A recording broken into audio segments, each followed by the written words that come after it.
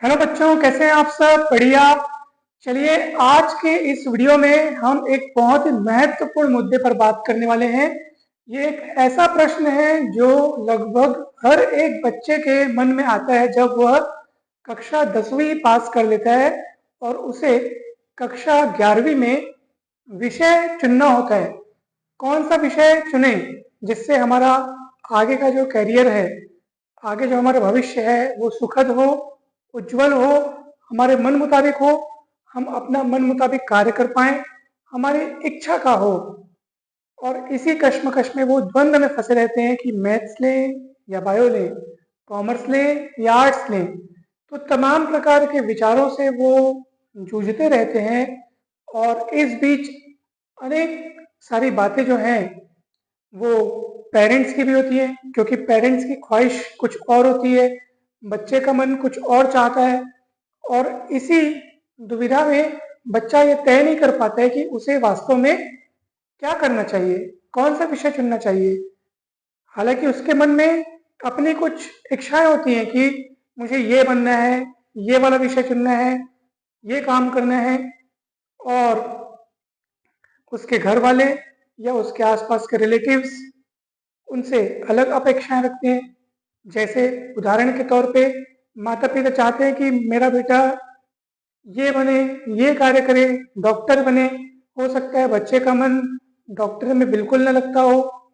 ये तमाम प्रकार की बातें होती हैं। और तो और बच्चे के मन में खुद की ही रुचियों के हिसाब से भी अनेक प्रकार की दुविधा होती है। जैसे उदाहरण के लिए मान लो किसी बच्चे को आर्ट्स के सब्जेक्ट भी बहुत अच्छे लगते हैं, कॉमर्स का सब्जेक्ट भी अच्छा लगता है, उसको खाता बही से भी बहुत प्रेम है, मतलब उसको प्रॉफिट लॉस ये सब के आंकड़े उनसे खेलना भी बहुत अच्छा लगता है, साथ ही साथ उसको इतिहास इन सब में भी रुचि है।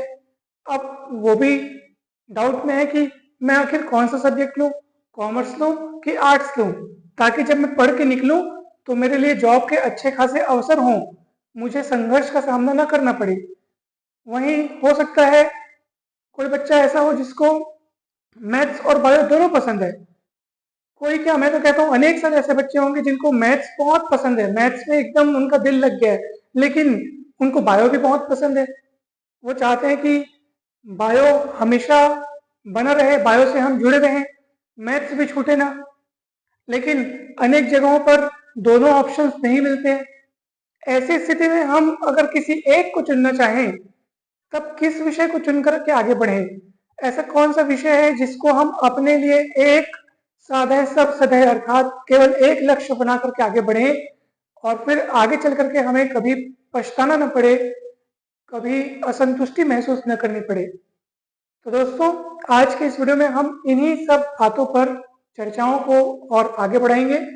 देखिए, सबसे पहले तो इसमें एक महत्वपूर्ण बात है जिस पर ये सारी बातें टिकी हुई हैं कि प्रत्येक बच्चे को क्या विषय चुनना है, उसमें मतलब किस विषय में उसकी रुचि है, ये तमाम बातें ये उसको अपने मन से ही पूछनी चाहिए। अपने अंतर मन में एकांत में बैठ करके, हर एक बच्चे को एकांत में बैठ करके उसको अपने पूरी की पूरी बीती बातों को, यानी जितनी उसकी स्टडी है कक्षा 5वीं 6वीं, जब से उसने पढ़ाई में अपना होश संभाला है, जब से उसे लगा कि हाँ तब से मैं पढ़ना अच्छे से शुरू किया हूँ और मुझे ये विषय, क्योंकि ऐसा होता है कि ना कि हर बच्चे को किसी न किसी विषय विशेष में उसकी रुचि होती है। तो आप अपने पास्ट को देखिए, जितना भी आपको याद आता हो 5वीं 6वीं से, चौथी से, तीसरी से, आप उसको याद करने की कोशिश कीजिए, एकांत में बैठिए। हो सकता है आपको 8वीं कक्षा से ऐसा लगा हो कि यार मुझे मैथ्स इतना पसंद आया है, 8वीं के बाद तो मैं मैथ्स का दीवाना हो गया हूँ, 8वीं 9वीं 10वीं क्या तो मैथ्स पढ़ रहा है, इसलिए मैंने मैथ्स विषय चुनने का ठान लिया है, मैथ्स विषय चुनने का मैंने सोच लिया है। हो सकता है ऐसा हुआ हो। तो ये आपको कब पता चलेगा? यदि आप अपने आसपास के लोगों की, अपने घर वालों की, अपने पड़ोसियों की, अपने रिश्तेदारों की मान्यताओं को, उनकी चाहतों को, उनके सपनों को, उनकी ख्वाहिशों को, उनकी तमन्नाओं को साइड रख के, जी हाँ ध्यान से सुनिएगा, साइड रख के एकांत में बैठिए और अपने मन में अच्छे से, अपने अंतर मन से पूछिए कि मुझे सबसे अच्छा क्या लगता है।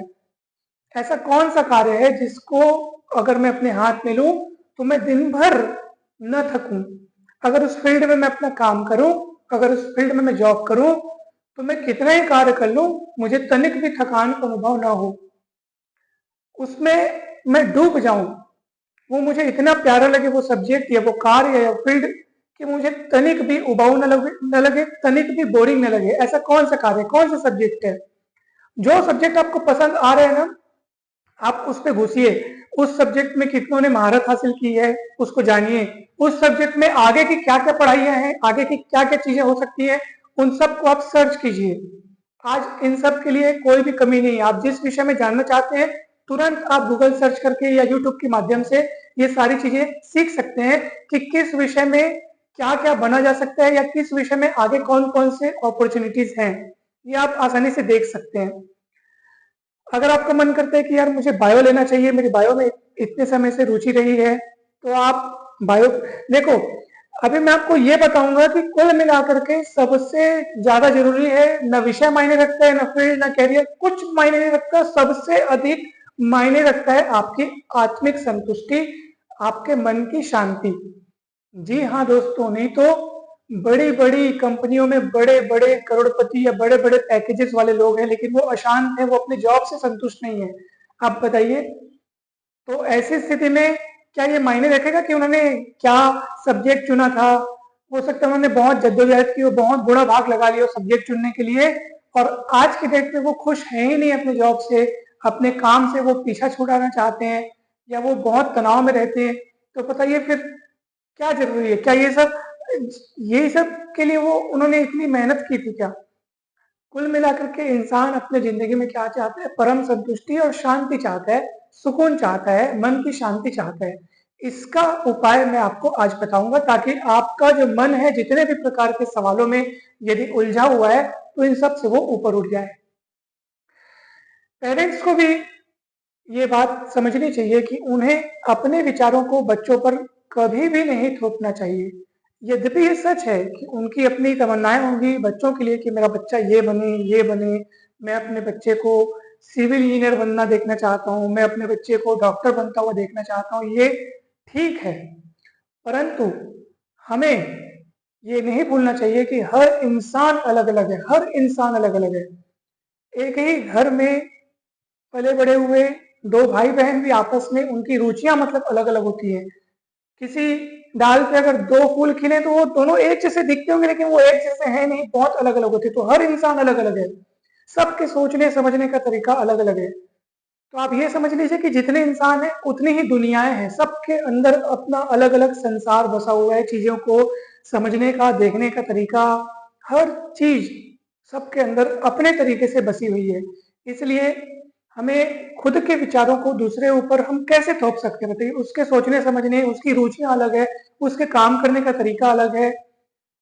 तो हो सकता है अगर मान लीजिए प्रेशराइज हो करके कोई बच्चा अपने माता पिता के मुताबिक किसी विषय को चुन लेता है, ठीक है, और मान लीजिए अब वो जिम्मेदारी बन गई है क्योंकि सबकी अपेक्षाएं उनसे जुड़ गई है कि मुझे अच्छा प्रदर्शन करना है, परीक्षा में अच्छे नंबर लाने हैं, टॉप करना है, फर्स्ट आना है, आगे बढ़ना है, तो वो कर लेगा, चलो ठीक है, पढ़ाई कर लेगा, आगे बढ़ भी जाएगा। परंतु जो उसके मन में जो एक जो चाह वाला सब्जेक्ट है, जो उसका पैशन कह सकते हैं, या उसको जो जिसकी तमन्ना उसने की थी, वो कहीं साइड हो जाएगा, कहीं किनारे रह जाएगा। ऐसी स्थिति में कल को वो मान लो जॉब उसका लग जाता है, परंतु उसको काम में मजा नहीं आएगा, वो लगेगा मैं कितना बोझिल जॉब में फंस गया हूँ, ये काम मेरे इंटरेस्ट का नहीं है, समय काटे नहीं कटता, अनावश्यक वो थकान और खींच महसूस करेगा, उसको बिल्कुल मजा नहीं आएगा, चिड़चिड़ाहट हो जाएगी। तो बताइए ऐसे जिंदगी का क्या काम? बताइए।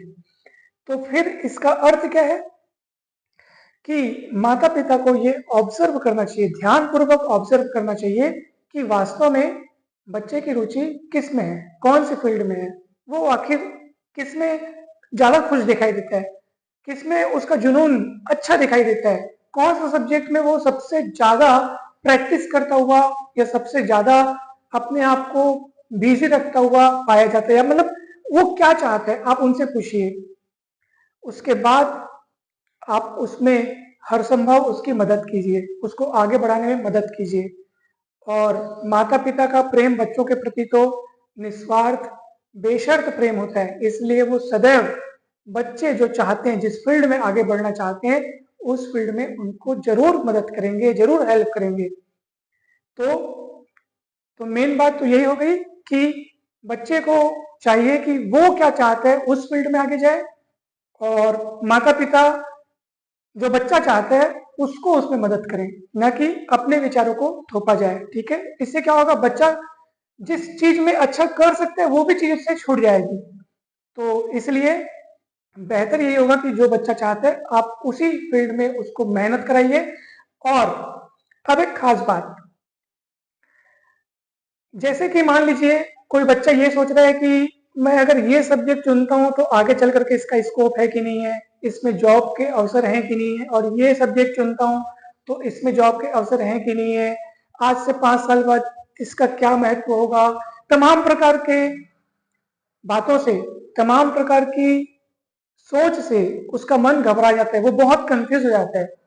अब इस पर मैं आपको एक बहुत ही सरल सी बात बताता हूं ताकि आपका जितना भी कंफ्यूजन है इसी क्षण दूर हो जाएगा, अभी के अभी दूर हो जाएगा। ठीक है, सुनिए, कभी भी कोई भी सब्जेक्ट किसी भी सब्जेक्ट से कमतर नहीं है, कोई भी सब्जेक्ट कमजोर नहीं है, सब अपने आप में कंप्लीट है, अपने आप में इक्वली महत्वपूर्ण है।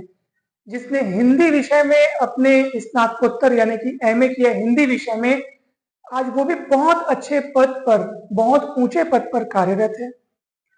मतलब मैं तो आपको लैंग्वेज वाले सब्जेक्ट का एग्जांपल दे रहा हूँ, लैंग्वेज वाले सब्जेक्ट जो हर कोई पढ़ता है, गणित वाला भी पढ़ेगा, बायो वाला भी पढ़ेगा, कॉमर्स वाला भी पढ़ेगा, आर्ट्स वाला भी पढ़ेगा, यानी कि उस सब्जेक्ट में। अब आप लोग सोचेंगे सर जो सब्जेक्ट ज्यादा लोग ले रहे हैं तो उसमें कंपटीशन ज्यादा होगा, कुछ भी ऐसा नहीं है। इसलिए मैंने हिंदी का एग्जांपल दिया, इंग्लिश में देख लीजिए, आप संस्कृत में देख लीजिए, ऐसे विषय में देखिए जिसमें आप ये सोचते हैं कि ये विषय तो कॉमन है, सब लोग पढ़ते हैं, उसमें कंपटीशन होगा, ऐसा बिल्कुल नहीं है। गणित सब्जेक्ट जो है वो टफ है, या इसमें इंजीनियर लोग का आजकल कोई वैल्यू नहीं है, आप अगर ऐसा सोच रहे हैं, मैं आपको सीधी और सिंपल सी बात बता रहा हूं, जो कुछ भी आप सोच रहे हैं, जो भी आप सोच रहे हैं, वो सत्य नहीं है, वो सिर्फ मान्यताएं हैं। मान्यताएं मतलब आपका अपना माना हुआ है, किसी सब्जेक्ट में ऐसा स्टिकर या लेबल नहीं चिपका हुआ है कि मैं अच्छा विषय नहीं हूं, मुझे मत लेना, नहीं तो आगे चल करके पछताओगे, कहीं भी नहीं लिखा हुआ है। ये सिर्फ एक थॉट है, एक विचार है जो कि आपके मन में है, और वही आपको परेशान कर रहा है कि कौन सा सब्जेक्ट चुना जाए। देखा जाए तो ये निर्णय बहुत आसान है। आप ऐसा सोचिए कि मैं कौन सा विषय लूं जो मुझे 100 साल तक जीने को प्रेरित करे। ऐसा कौन सा विषय है जिसे मैं चुनूं तो मुझे बुढ़ा होने का मन न करे। मैं भगवान से प्रार्थना करूं कि भगवान मुझे कभी बुढ़ा मत करना, ताकि इस विषय में मैं आजीवन मानवता की सेवा करते रहूं और जितना हो सके मैं सहयोग करूं। ऐसा कौन सा विषय है जिसमें मैं 24 घंटे काम करूं तब भी मुझे थकान ना हो। बस उसको सोचो, फिर जो मन में आए उत्तर, वो सब्जेक्ट आप चुन लीजिए। ये बिल्कुल मत देखिए कि कौन क्या कहता है, किसकी क्या ख्वाहिशें हैं, किसकी क्या तमन्ना है। जब आप अपने मन का सब्जेक्ट लोगे और जब आप उससे काम करोगे, जब आप बहुत खुशी से अपना जीवन यापन करोगे, तो ऑलरेडी जो आपके चाहने वाले हैं, जो आपके शुभचिंतक हैं, आपके घर वाले सदस्य और आपके जो आस पड़ोस रिश्तेदार हैं, वो ऑटोमेटिक खुश हो जाएंगे। फिर उनको लगेगा कि हाँ यार, हमारा सोचना ही, मतलब हम जो विचार थोप रहे थे बच्चों के ऊपर वो सही नहीं था, इसने जो खुद के लिए सोचा था वही बेस्ट है। क्योंकि हम ओवरऑल, माता पिता ओवरऑल क्या चाहते हैं, बच्चे को हमेशा हंसता खिलखिलाता और मतलब खुश देखना चाहते हैं। भाई जॉब कैरियर ये सब तो जीवन चलाने के लिए एक आवश्यक चीज है, लेकिन उससे भी बढ़ के है मन की शांति। अब कोई जॉब कर रहा है तो उसका जीवन तो चल रहा है, उसका खर्चा तो निकल रहा है, परंतु वो खुश नहीं है, वो अपना दिन ऐसे काट रहा है, मतलब एकदम मजबूरी में काट रहा है, तो क्या मतलब का। इसलिए आप अपने मन की सुनिए, मन का काम कीजिए। और रही बात कि सर सब्जेक्ट की आगे कौन सी अपॉर्चुनिटीज होगी, किस सब्जेक्ट का स्कोप ज्यादा है, तो प्यारे बच्चों मैं आपसे यही कहना चाहूंगा कि कोई सब्जेक्ट कम ज्यादा नहीं है, सब में बहुत बहुत बहुत सारे अवसर हैं। आप बिल्कुल जितना उड़ना चाहें, जितना आगे जाना चाहें, खुला आसमान है, आप बिल्कुल आगे जा सकते हैं। कुछ भी कहीं भी सीमाएं नहीं है, कहीं भी लिमिटेशंस नहीं है, चाहे कोई भी सब्जेक्ट क्यों ना हो। इस बात को आप एकदम नोट कर लीजिए। जो कुछ भी अपने आप से कहते हैं कि ये सब्जेक्ट अच्छा नहीं है, ये ऐसा है, आगे चल के ना कोई इसमें दिक्कत होगी, ये सिर्फ मान्यताएं हैं, सच्चाई का नामो निशान इसमें नहीं है। इसलिए आप निश्चिंत रहिए कि ऐसा कुछ होगा या किसी सब्जेक्ट में आगे चल के कोई दिक्कत जाएगी, कुछ भी नहीं होगा। वो तो आपका पोटेंशियल बताएगा ना भाई, आपकी शक्ति बताएगी।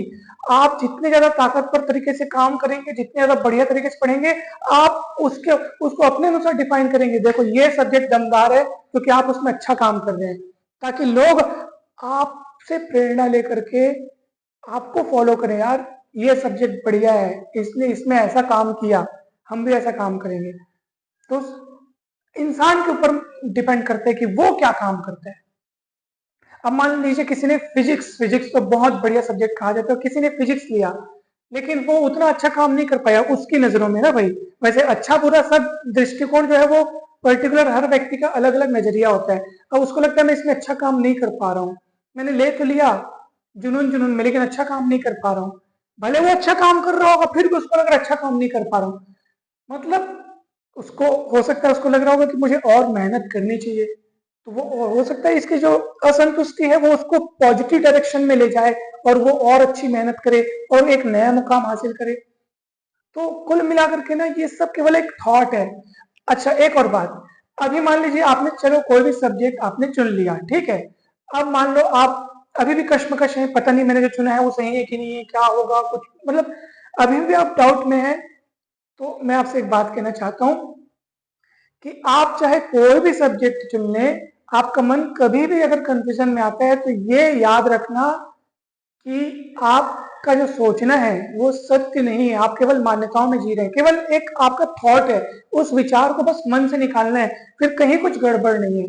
कोई भी विषय या कोई भी जॉब या कोई भी फील्ड अपने आप में अच्छी बुरी नहीं होती, किसी में स्टिकर या किसी में लेबल नहीं लगा होता कि ये कम ये ज्यादा, कुछ नहीं है। वो आपकी सोच, आपका रवैया उसको वैसा डिफाइन करता है। इस चीज को अगर आप समझ गए तो आपके मन में कभी भी कोई शिकायत नहीं आएगी दोस्तों। इस बात को बस आप ध्यान रखना। तो आप कोई भी सब्जेक्ट चुनो, आप उसमें बस अच्छा काम करो, मन लगा के काम करो। जितना आप सोचते होगे कि भाई मैं लिमिटेशंस में बंद करके नहीं रहना चाहता, कौन कहता है रहने के लिए। आप आगे बढ़िए, उस फील्ड में क्या क्या काम हुए हैं, क्या क्या हो सकता है, उस पर सर्च कीजिए और बिल्कुल उस दिशा में आगे बढ़ते जाइए। आज से 5-10 साल बाद जब आप अपने फील्ड में आगे बढ़ चुके होंगे, अगर मान लीजिए आपके मन में पछतावा होता है, यार मैंने वो सब्जेक्ट चुना होता तो आज मैं वो बन जाता, काश मेरा ऐसा होता, ये नहीं हुआ। तो फिर से वही बात मैं कहता हूं कि वो सिर्फ और सिर्फ एक विचार है, तो उसमें सच्चाई कहीं भी नहीं है। क्योंकि हो सकता है जो दूसरे फील्ड में होगा वो आपको देखकर पछता रहा हो कि यार मैंने ये विषय चुना होता तो मैं आज ये बन जाता, मैं कहा यहीं कहीं रह गया। अब बताओ, अब आप किसको सत्य बोलोगे? अगर आपकी बात सत्य है तो फिर वो सोच रहा है क्या वो झूठ है? वो भी तो अपने लिए सत्य है ना। तो इसलिए ये केवल एक दृष्टिकोण रहता है, केवल एक मान्यताएं रहती हैं, बाकी इसका कोई दूर दूर तक वो नहीं है। जीवन में एक ही उद्देश्य है, एक ही उद्देश्य रखना कि आप जो भी काम करो अपने मन को शांत रख सको, सुकून से संतोषप्रद जीवन जी सको, बस। बाकी सारी चीजें सेकेंडरी है, प्राइमरी जो चीज है वो आपके मन की शांति है। तो जो भी सब्जेक्ट चुन रहे हैं आप देखिए आपका मन किस दिशा में जा रहा है, अपनी अंतरात्मा से पूछिए। और वो एकांत में आप थोड़ी देर बैठेंगे तो ऑटोमेटिक एक आवाज आएगी। जो हमारा सेल्फ है ना, कहते हैं ना कि भाई हमारे अंदर कोई बैठा है जो प्राण शक्ति जिसको हम कहते हैं, जैसे ये शरीर है। अब शरीर, हम लोग बोलते हैं शरीर बोल रहा है, जैसे आपको लगेगा मैं बोल रहा हूँ, वास्तव में मैं नहीं बोल रहा हूँ, कोई अंदर बैठा है जिसको हम ब्रह्म कहते हैं। उसकी शक्ति के माध्यम से मेरे मुख से आवाज निकल रही है। नहीं तो इंसान मर जाता है तो बॉडी तो पड़ी रहती है, फिर वो बोल पाती है क्या? नहीं बोल पाती। इसका अर्थ है कि जब वो जीवित है उसके अंदर कुछ मौजूद है जिसको हम प्राण कहते हैं या आत्मा कहते हैं। उसकी आवाज को सुनिए आप, वो आपको परम जो ऑथेंटिक बात है, ऑथेंटिक जानकारी है, वो आपको देगी आपकी आत्मा। तो वहां पे आप बैठिए एकांत में। जब आप एकांत में बैठेंगे तो आप अपने अंदर मुड़ पाएंगे और अपने आप से पूछेंगे, और उसके बाद जो भी उत्तर आए बस आंख मूंद करके आप उसी विषय को चुनिए और आगे बढ़िए। फिर देखते जाइए, इंसान का जुनून और दृढ़ संकल्प मायने रखता है, बहुत मायने रखता है। जब आप किसी विषय को चुन लेते हैं ना, फिर ऑटोमेटिक आपके पास सारे साधन खींचे चले आएंगे, सारी चीजें। नोट्स चाहिए मिल जाएगा, कोचिंग चाहिए मिल जाएगा, डाउट है क्लियर हो जाएगा, सारी चीजें जब आप दृढ़ संकल्प लेंगे तो आपको सब कुछ इजीली तरीके से अवेलेबल हो जाएगा। और एकदम आप निश्चिंत होकर के आप सब्जेक्ट्स लीजिए, आपको कहीं भी कोई भी डाउट नहीं जाएगा। आप ये भी हो सकता है कि किसी को मान लो पीएससी की तैयारी करनी है या गवर्नमेंट जॉब में उनको प्रशासनिक सेक्टर पे जाना है, तो वो हो सकता है कि मुझे जो बनना है तो उसके हिसाब से मैं विषय चुनूं कि भाई मुझे आर्ट्स का सब्जेक्ट लेना चाहिए क्योंकि आर्ट्स के ज्यादातर सब्जेक्ट्स पीएससी के सिलेबस में है। तो ये आप प्लानिंग कर सकते हैं, इसमें कोई दिक्कत नहीं है। अगर आपने पहले से सोच रखे कि मुझे ये बनना है, उस हिसाब से आप काम करिए। लेकिन साथ साथ अगर आपकी रुचि, अरे मुझे तो मैथ्स भी अच्छा लगता है, तो ऐसी स्थिति में आप ये सोचिए, देखो हम लोग जो जब बच्चों की उम्र 15-16 साल की होती है, इस उम्र में ना मन बहुत सारी उड़ाने भरता है। किसी को आपने टीवी पे अच्छा डांस करते हुए देख लिया तो आपको लगेगा यार मुझे डांसर बनना चाहिए, क्या डांस करते हैं, मैं भी इसी फील्ड में जाऊंगा। किसी को आपने कुछ और काम करते गाना गाते देख लिया तो मैं भी सिंगर बनूंगा। तो ये हमारा मन है बहुत उड़ाने भरता है, आज है कल नहीं है, कल आप कुछ और सोचेंगे। आपको लगेगा ये क्या बढ़िया तरीके से हवाई जहाज उड़ाता है, मैं भी उड़ाऊंगा, मेरे को ये कोर्स करना है, वो कोर्स करना है। तो ये मन बहुत उड़ाने इधर उधर सब। इसलिए अपनी हॉबी को पहचानना सीखें।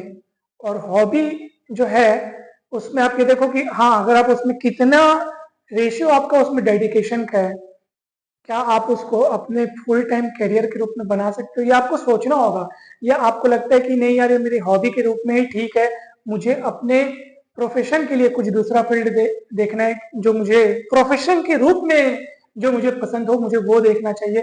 तो ये आप खुद तय कर सकते हो। सबसे बड़ा गुरु आपका आपका जो अंतर्मन है, आपका जो वही है सबसे बड़ा गुरु। बाकी सारी जिनसे भी आप पूछेंगे वो अपना दृष्टिकोण प्रस्तुत करेंगे। कोई आपको बोलेगा यार ये सब्जेक्ट मत ले, वो ले इसमें ऐसा स्कोप है, ये ले इसमें ऐसा स्कोप है, इसमें 5 साल बाद कुछ नहीं है, ये सब उनके अपने दृष्टिकोण लिख के ले लीजिए। तो जो आपका जो अपना अंतर्मन कहे आप वही करें, और बिल्कुल चिंता की बात नहीं है। आगे चल करके कभी भी मन में असंतुष्टि है, पछतावा है, तो ध्यान रखना वो सिर्फ और सिर्फ एक विचार है, जिसको आप अपनी इच्छा से जब चाहे आउट ऑफ माइंड कर सकते हो। उस विचार को त्यागना है। अभी जो आप कंफ्यूज हो अगर मान लो, तो ये कंफ्यूजन असलियत में नहीं है, ये सिर्फ अपने माइंड में है, विचारों में है। उस विचार को निकाल कर फेंक दो बस। पहले एक विषय चुन लो, उसके बाद सब कुछ भूल जाओ, अब बस मुझे इस विषय को आगे पढ़ना है। कोई निगेटिव थिंकिंग आई कि अब मैंने ये चुना होता वो चुना होता, तो याद रखना वो केवल एक विचार है। तो उसको आप केवल एक ऑब्जर्वर की तरह देखना, अच्छा ये फिर मेरा मन बदमाशी कर रहा है, फिर मुझे इधर उधर झुला रहा है, अच्छा ठीक है मैं कुछ नहीं करूंगा, मैं केवल अपने इस थॉट्स को चुपचाप देखूंगा। जब आप उसको चुपचाप देखोगे, इसका अर्थ यह है कि उस विचार की शक्ति क्षीण हो जाएगी, फिर वो ज्यादा ज्यादा आपको परेशान नहीं कर पाएगा, फिर विचार फिर वो अपने आप चला जाएगा। तो याद रखिएगा, जो भी आप करो वो अपने मन से करो और बस फिर उसमें आगे बढ़ते जाओ। और खुला आकाश है, बिल्कुल जितना ज्यादा आप आगे बढ़ना चाहो बढ़ सकते हो, कहीं कोई रोक टोक नहीं है। तो आप सभी को ऑल द बेस्ट। मुझे पूरी उम्मीद और पूरी आशा है कि आज के इस वीडियो की बातें आपके लिए काफी ज्यादा हेल्पफुल रही होंगी। प्यारे बच्चों, वीडियो को लाइक जरूर कीजिएगा, चैनल को सब्सक्राइब जरूर कीजिएगा, और कमेंट करके अवश्य बताइएगा कि ये वीडियो आपको कैसा लगा। Thank you so much. ऐसे ही आपको अगर किसी भी बात में या कोई भी ऐसा सब्जेक्ट है जिसमें आपको प्रॉब्लम जा रहा है, या कोई चीज जो आप चुन नहीं पा रहे हैं, या कोई भी ऐसी प्रॉब्लम हो, तो आप बिल्कुल बता सकते हैं। हम उनपे बहुत ही जो बेस्ट सॉल्यूशन होगा उसको लेते हुए आपको वीडियो के माध्यम से उसका उपाय बतलाएंगे। Thank you so much. जल्द ही मिलते हैं नेक्स्ट वीडियो में।